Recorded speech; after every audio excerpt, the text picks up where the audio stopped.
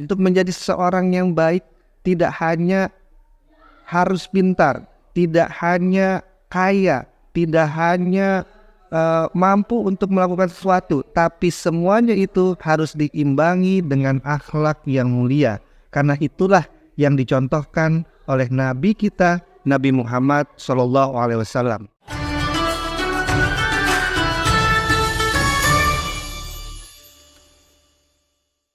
Bismillahirrahmanirrahim. Assalamualaikum warahmatullahi wabarakatuh. Alhamdulillahirabbil alamin. Wabihi nasta'in wa ala umuri dunya waddin. Assalatu wassalamu ala Sayyidina Muhammadin wa ala alihi wa ashabihi ajma'in, amma ba'du.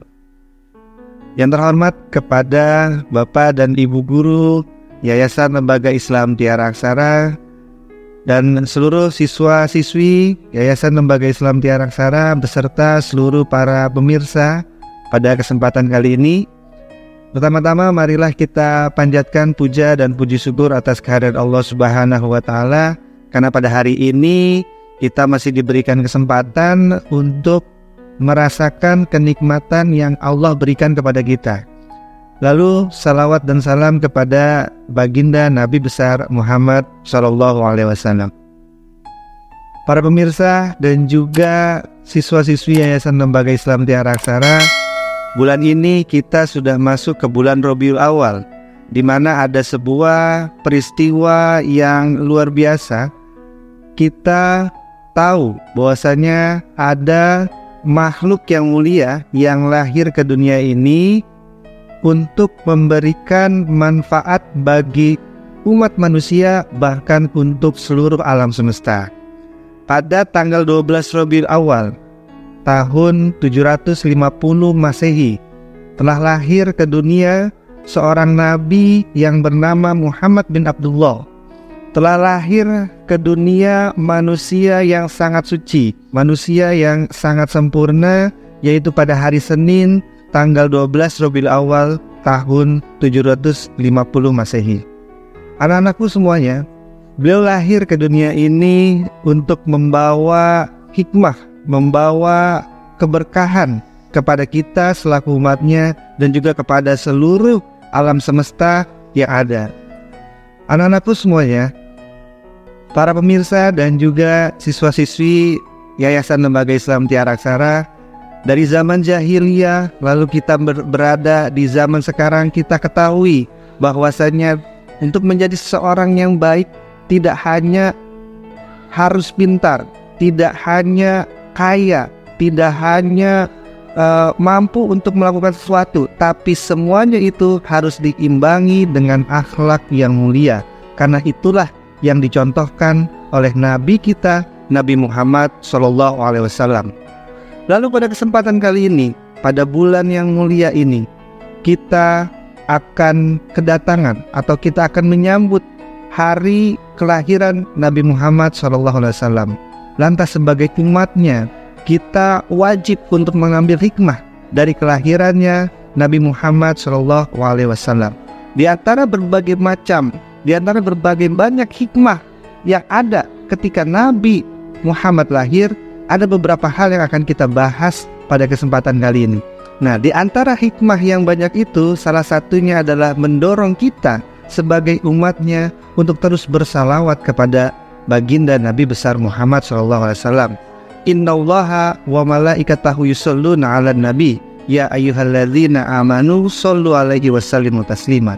Sesungguhnya Allah dan seluruh malaikat itu bersalawat kepada Nabi Muhammad SAW. Maka kita sebagai umatnya pun harus senantiasa bersalawat kepada baginda Nabi besar Muhammad SAW. Itu adalah hikmah yang pertama.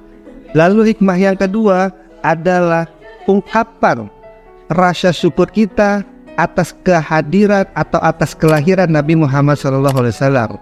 Para pemirsa, bukan hanya kita sebagai umat muslim yang merasa senang, yang mendapatkan hal-hal baik ketika Nabi Muhammad lahir. Dalam sebuah riwayat diceritakan bahwasanya ada seorang yang kita kenal, dia ini adalah orang yang tidak baik, yaitu orang yang bernama Abu Lahab.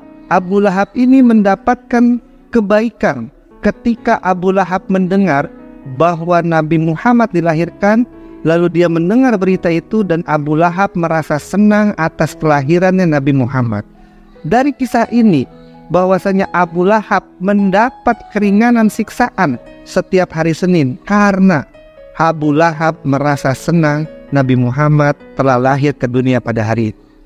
Lalu hikmah yang ketiga adalah mengajarkan kita untuk selalu bersikap adil terhadap siapapun, tanpa memandang ras, tanpa memandang agama, tanpa memandang apapun. Kita sebagai manusia, terlebih suatu saat ketika kita diamanahkan menjadi seorang pemimpin, maka kita harus berperilaku adil dalam segala macam.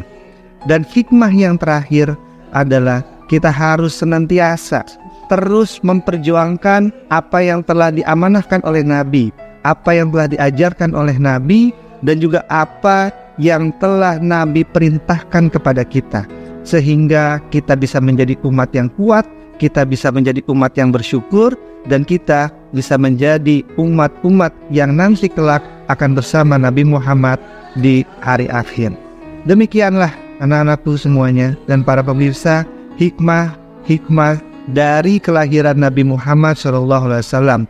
Mudah-mudahan momentum Maulid Nabi ini bisa menjadikan kita pribadi yang lebih baik, bisa meniru akhlak-akhlak mulia yang telah dicontohkan oleh Rasul, dan juga bisa membawa kita menjadi hamba-hamba yang selalu bersyukur atas nikmat yang telah Allah berikan kepada kita.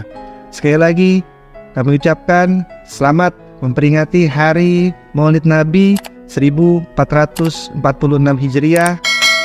Semoga kita bisa mengambil hikmah dalam memperingati Maulid Nabi Muhammad SAW. Terima kasih. Wassalamualaikum warahmatullahi wabarakatuh.